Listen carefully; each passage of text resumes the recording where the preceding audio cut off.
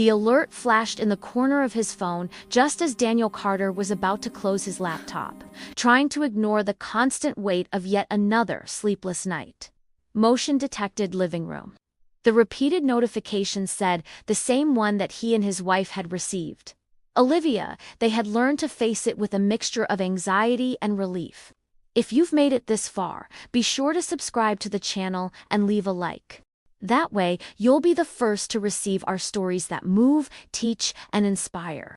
The millionaire family, who had built their fortune in the technology sector, had transformed their home into a surveillance fortress, not out of paranoia, but out of necessity, after 10 caregivers had failed their daughter.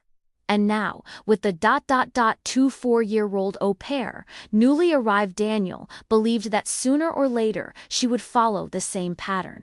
When the image finally loaded, nothing seemed real. The room, spacious and silent, illuminated by natural light, showed Lily her 5-year-old daughter standing in the middle of the rug, her knees trembling, her fingers twisted as if trying to decipher the air. It was impossible not to be impacted. Lily, diagnosed with severe autism and an almost absolute aversion to wide-open spaces, never crossed a large room alone. But there she was, in that emptiness that had always been a sensory labyrinth. While Camila, the 24-year-old Brazilian au pair, remained kneeling a few meters away, her arms open as if inviting the girl to cross into an invisible universe. Daniel stood motionless before the screen, but it was Olivia who broke the silence behind him, approaching with wide eyes. "Honey, she whispered, too afraid to finish the sentence. It was as if the world had gone into slow motion. Lily lifted one foot, fighting against every inch of space around her, against the overwhelming stimuli, against the fear that had always won. On the table beside her, the communication board with its colorful symbols seemed to glow like a revealed secret. The girl stretched out her trembling finger and touched the drawing of 2 little figures side by side. "Like you." The cell phone slipped from Daniel's hands, hitting the table with a hollow sound that echoed through the office. Olivia brought her hand to her mouth, silent tears reflecting the light of the screen like tiny shards of hope. Never, in 5 years of diagnoses, sensory crises, expensive specialists, and sleepless nights, had they seen Lily demonstrate an intention to connect in that way.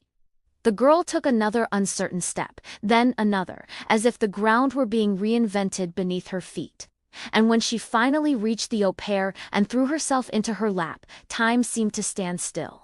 Camila held her so carefully that she seemed afraid her own breath might frighten her. "That's it, princess. I'm here, with you," she murmured in Portuguese, in a voice so soft it sounded like music. And then the impossible happened. Lily tried to form a sound. It wasn't a word, it wasn't a sentence, but it was the first time it had intentionally come from her lips. "W-I-U," she almost murmured. "With you." At that moment, Daniel and Olivia realized that they hadn't just recorded the atypical behavior of an autistic child, as so many reports described. They had recorded Lily's first emotional step towards the world. The mansion, which had so often seemed cold despite its wealth, echoing silence and rigid therapies, seemed to come alive. Daniel looked at Olivia and saw a reflection of himself, not just surprised parents, but survivors of 2 years of struggle, grief, and fear. The millionaire family had installed cameras to monitor, control, and prevent further disappointments. Ironically, it was through the cameras that they witnessed the birth of a possibility that no diagnosis dared to predict. What the au pair was doing there had no technical name. It was something deeper. It was language. It was courage. It was connection. 2 years before that notification on the screen, the Carters' lives seemed like a catalog of success.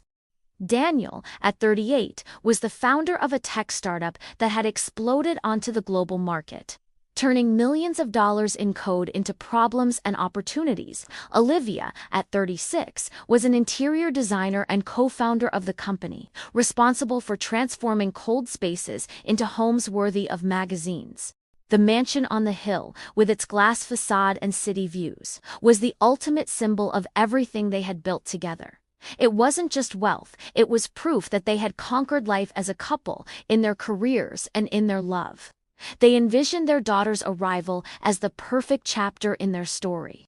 When Lily was born, 5 years before the scene captured on camera, Daniel dreamed of seeing her running across the lawn, presenting science projects, inventing things like he did in his childhood. Olivia imagined the little girl drawing on walls, choosing colors, creating worlds with crayons. But they soon realized that life had other plans.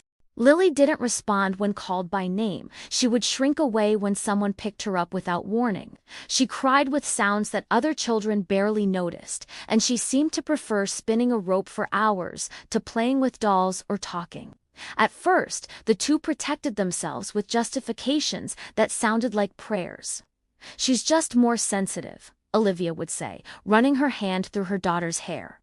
"Maybe she'll be more introverted, like you were when you were a boy," Daniel argued, trying to believe it was just a phase. But the pediatrician's prolonged stares, the overly cautious phrases, the developmental charts full of "not observed," began to cast a shadow behind the excuses. Until the referral to a specialized child development center came, promising to answer all their questions. The day of the assessment was the first major earthquake. The white room, the overly organized toys, the clipboards and paper clipboards, Lily, then 3 years old, clinging to Olivia's skirt, pulling strand by strand from a string. While the professionals asked questions: does she point to show something? Does she imitate simple gestures? Does she make eye contact when she speaks? With each no, Daniel felt as if someone were tearing away a piece of the perfect house they had built. When the doctor, with an expression too serene for the weight of the sentence, said, "Your daughter is on the autism spectrum," with significant communication delay and strong sensory sensitivity, their world froze. Olivia still tried to react practically, as she did in company projects. She asked about therapies, prognoses, windows of opportunity, possible schools. The doctor responded with technical terms, graphs, percentages, and a cruel caution. Perhaps she will never develop functional speech. Perhaps she will always need intensive support to regulate herself. Outwardly, Daniel maintained the posture of a CEO accustomed to hearing bad news and rearranging plans. Inwardly, however, the man who wrote algorithms to predict behaviors didn't know how to rewrite his own family's script. It was as if someone had erased in a second all the scenes he and Olivia had imagined for their daughter's future. In the following months, they transformed the pain into a schedule. Lily's routine resembled a project spreadsheet: speech therapy, occupational therapy, intensive ABA, sensory integration, all marked by hours and goals.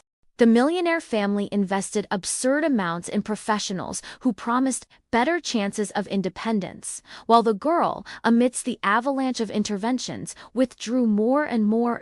Daniel immersed himself in work, telling himself he needed to sustain that expensive marathon of treatments. Olivia, in turn, alternated between being a mother, businesswoman, and caregiver, carrying the guilt of feeling she wasn't being sufficient in any of those roles. The house's atmosphere changed. The spaces once designed for entertaining friends and hosting parties were now reorganized to accommodate therapeutic equipment, sensory corners, and reinforcement charts. Spontaneous laughter gave way to whispered comments about regressions, challenging behaviors, and low response to stimuli. Lily, at the center of it all, seemed increasingly distant, as if she lived on a frequency only she could hear.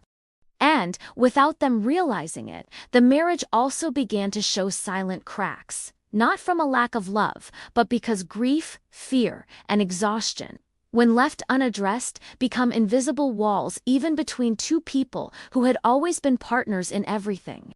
It was then that they realized that, no matter how hard they tried, they couldn't be everywhere at once, so they decided to bring help into their home.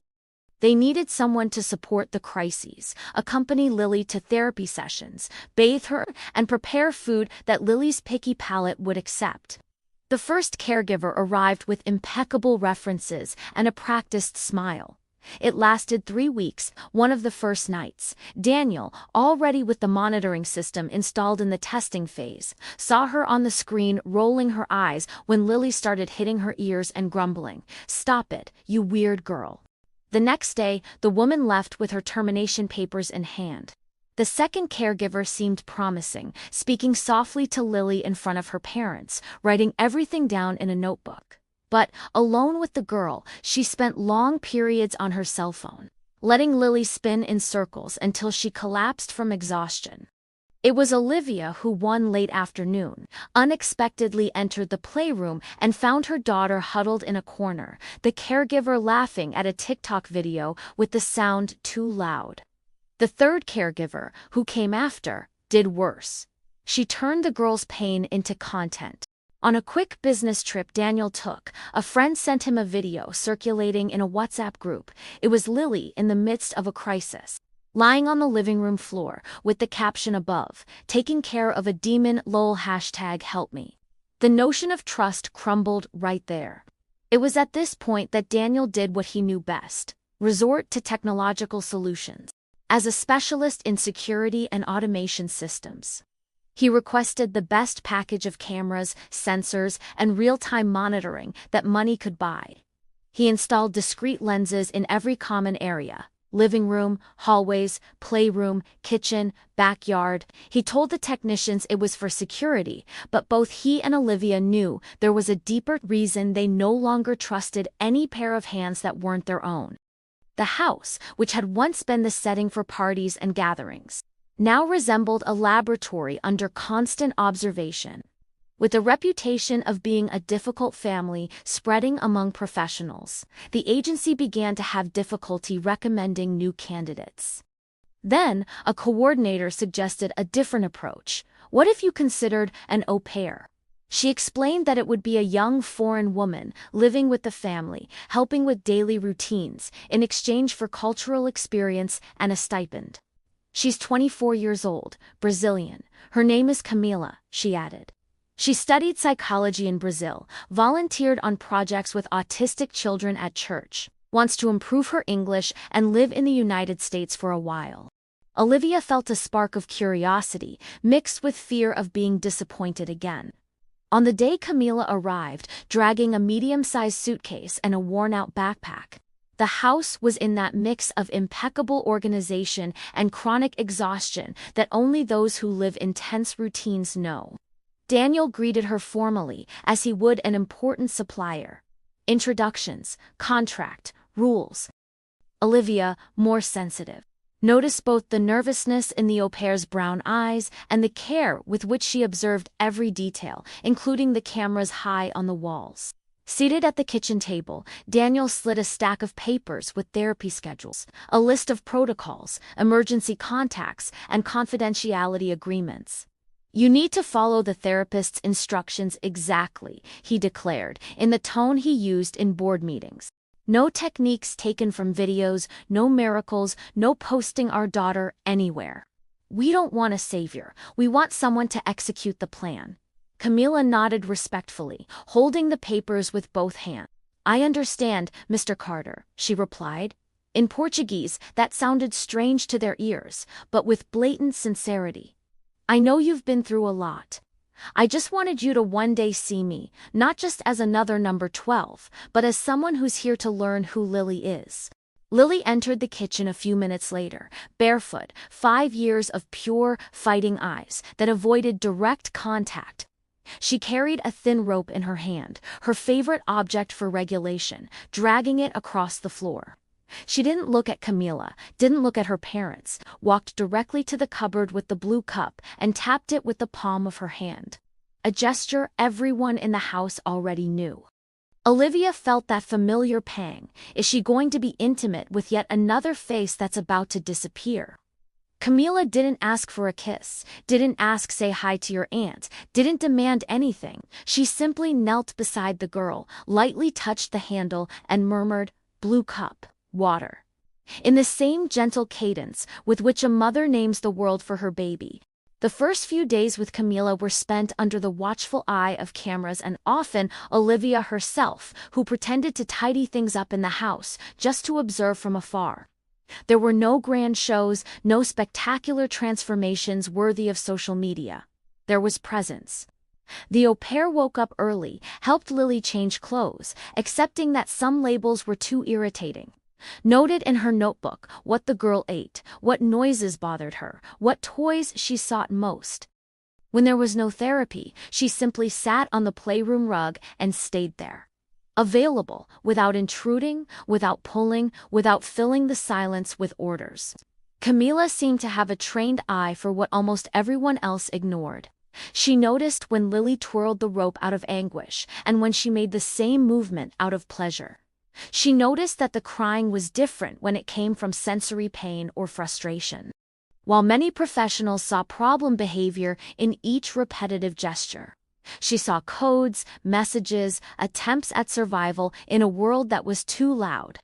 She wrote everything down in her notebook with dates and small drawings, as if she were putting together a Lily Portuguese dictionary without anyone having asked. One of those gestures that went unnoticed by almost everyone happened on a seemingly ordinary morning. Camila took a cardboard tube out of her backpack and unrolled an improvised panel with laminated figures. Simple symbols for water, eat, stop, more, leave, hug.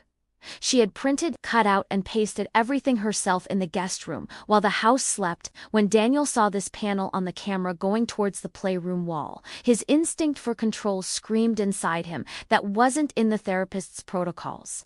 His hand even hovered over the intercom button to tell her to stop. But something made him hesitate.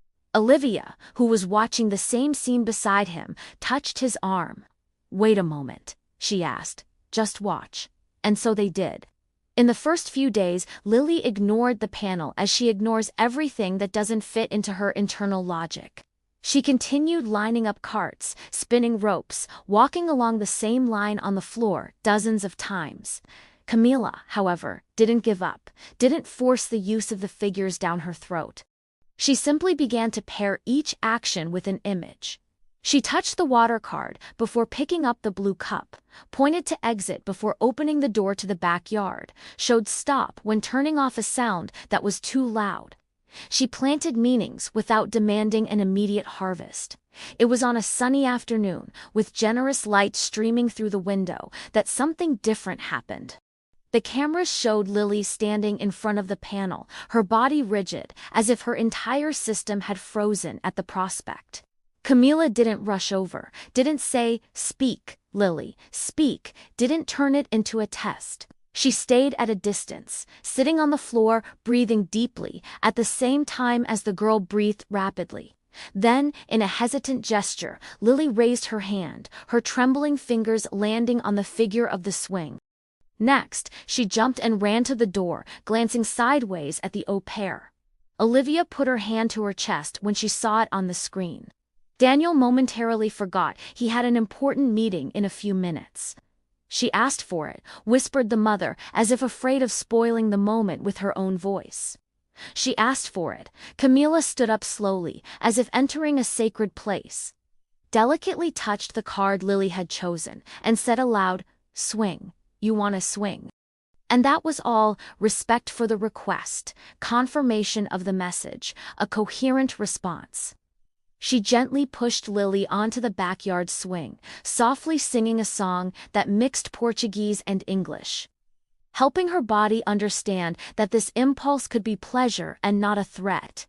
That night, after Lily finally fell asleep, the two parents sat silently in the office, reviewing the scene at least 10 times.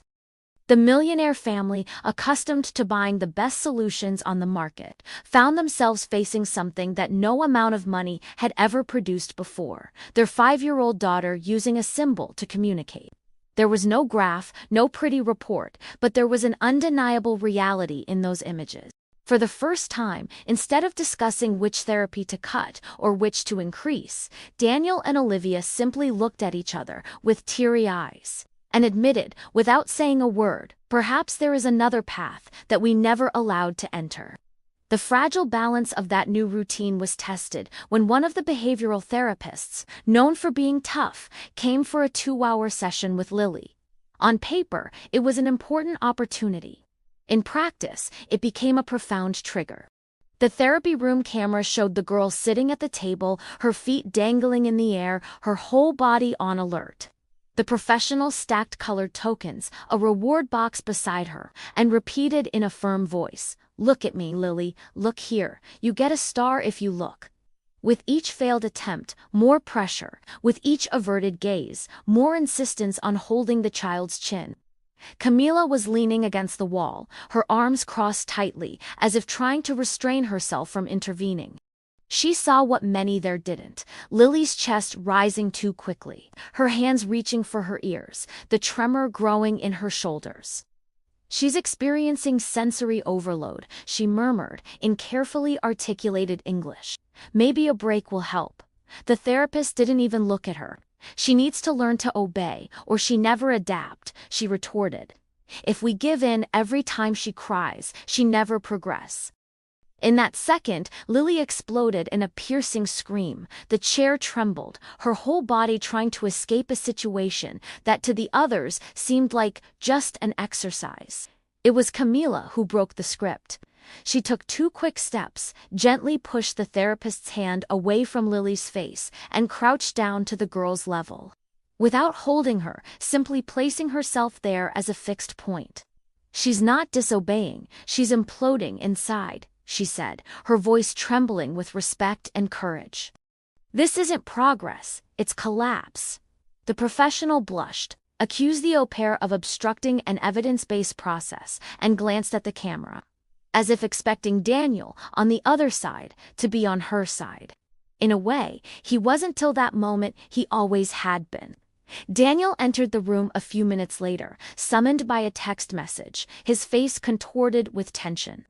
Olivia followed soon after, having learned not to leave difficult decisions solely in his hands. The therapist spoke first, delivering a prepared speech about lack of cooperation from the staff member, negative influence on treatment, and a family that has to choose between science and emotion. Camila, still beside Lily, who was breathing with difficulty, didn't defend herself by attacking, only saying, "I accept if you want to fire me. But this girl deserves someone to protect her from methods that hurt more than they help. She's a child, not an experiment." The session ended in a silence that none of the 3 could decipher. The therapist left, promising to send a decidedly unfriendly report. Camila took Lily to the playroom, where she wrapped her in the weight of a blanket and sang a soft song, and Daniel locked himself in his office, with Olivia close behind. "She crossed the line," he argued, his voice heavy. "It's our reputation, the best specialists, us investing fortunes, and she simply thinks she knows more than everyone else." Olivia, however, had seen something in her daughter's eyes that afternoon, something of terror, not stubbornness. What if the line was crossed there, at the table, and not here? She asked gently. What if we're calling what, for her, is just torture, therapy? When the house fell silent, Daniel did what he always did. When he needed to make a decision, he sat down at his computer and began to draft an email. "Camila, starting tomorrow, your services will no longer be needed." The words flowed almost on their own, as if repeating a memorized formula. Outside, the sounds of the city seemed distant, as if the world had shrunk. Olivia entered slowly, leaned against the door, watching the screen. "Are you sure?" she asked, without dramatizing. "Before you send it, check something with me." She took her cell phone, opened the camera app, and placed it in front of him. In the image, Camila was on the playroom floor, her back against the sofa, Lily lying on her chest. Her face buried in her shirt, as if seeking protection in a cocoon. The au pair didn't say it's okay, it was nothing, she didn't downplay it. "It hurt today, didn't it?" she murmured, in slow Portuguese, which no one there understood in words, but everyone understood in her tone. "You pressed the stop button in there and no one heard. I know. Here, we hear you." She pulled the communication board closer, but didn't force the interaction. "If you want, you can show us." If you don't want to, I'll stay here with you anyway. Lily slowly extended her hand and touched the stop symbol, as if finally someone had given form to what she had been trying to say all along. Daniel felt the ground beneath his feet crumble. The nights no one saw began to unfold on the computer screen that very evening, when instead of finishing his email, he opened a browser tab and searched for terms he had avoided out of fear. Criticisms of intensive ABA, autistic adults reporting therapy traumas, neurodiversity, alternative communication. Olivia sat beside him, and the two spent hours reading things that dismantled many of the certainties they had held until then. There was no ready answer, but there was a new question. Are we, without realizing it, allowing them to hurt our daughter in the name of an idea of normal that was never about her? On the afternoon the motion-detected living room alert arrived. Daniel was no longer pretending to monitor the cameras merely out of protocol. It was as if he were watching a series in daily episodes where the protagonist was his own daughter. Guided by a secondary character who already occupied a central place in the plot, Camila Olivia, more daring, had already allowed herself to enter the playroom. Sit next to the two of them, learn signs, repeat simple words, experience being there without expecting performance. Daniel still preferred the safe distance from the screen. This notification, however, pulled him into something bigger than usual. Lily, 5 years old, appeared standing in the middle of the room, her hands no longer clinging to the walls or the sofa. The wide open space that had always been a threat to her sensory system was now a bridge between her and the 24-year-old au pair, kneeling a few steps ahead, arms outstretched, eyes brimming with tears. Her whole body communicating, "I'm not leaving here." The communication board on the coffee table completed the scene like a silent third protagonist. Daniel and Olivia watched side by side, paralyzed. "My God, she's crossing alone," Olivia murmured, her voice choked with emotion.